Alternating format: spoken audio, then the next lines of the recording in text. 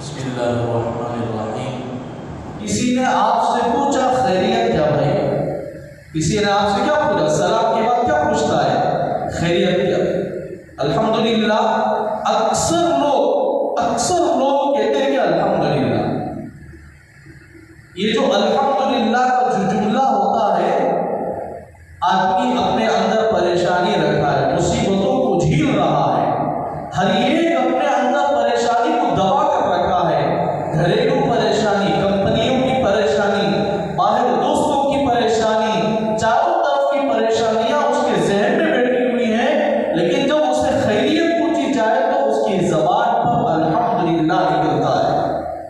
تو یہ جو الحمدللہ ہے، کتابوں میں لکھا ہے کہ جب آدمی مصیبتوں کے ساتھ بھی خیریت پر الحمدللہ کہتا ہے، اللہ کہتے ہیں کہ میں اس بندے سے راضی ہو جاتا ہوں، میں اس بندے سے خوش ہوں، حالانکہ یہ آدمی مصیبتوں کو رکھا ہے۔ اس کے بالمقابل بعض آدمی ایسے ہوتے ہیں، میں کیسے خیریت پوچھے جائے تو الحمدللہ نہیں بولے جائے، بولتے نہیں۔ چند افراد ایسے ہوتے ہیں الحمدللہ نہیں بولتے، ہمارے پاس خیریت کچھ نہیں ہے۔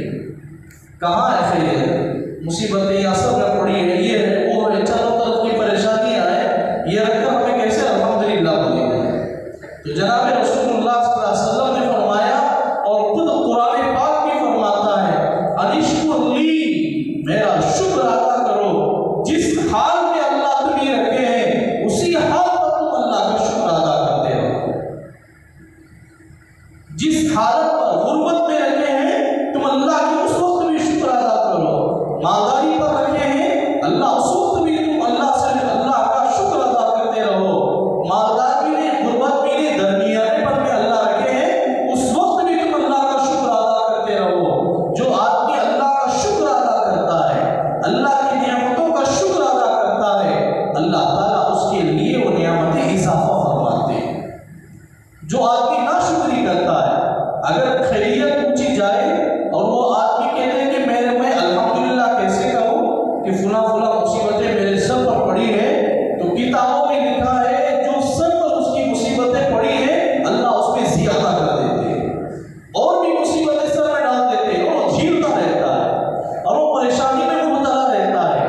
تو آدمی جس نعمت پر اللہ رکھے اس نعمت پر اللہ کا شکر ادا کرتا ہے تو وہ نعمتوں میں اللہ زیادتی عطا فرماتے ہیں۔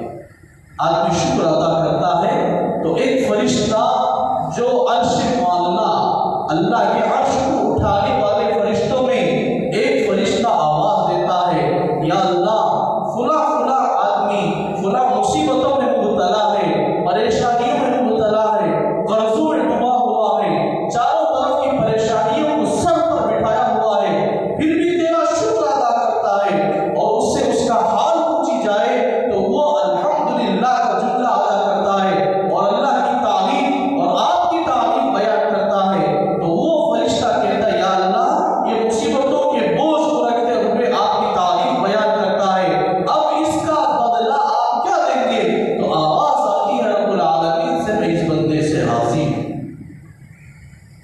جب اللہ اپنے بندوں سے راضی ہو جاتے ہیں پھر دنیا کے تفکرات اسے دور کر دیتے ہیں، دنیا کی فکریں اسے ختم کر دیتے ہیں۔ جس نعمت میں اللہ رکھے ہیں وہ نعمتوں کے ساتھ اللہ کا شکر ادا کرنا ہے۔ اللہ ہم تمام سنتوں پر عمل کی توفیق عطا فرمائے، وما توفیقی الا باللہ۔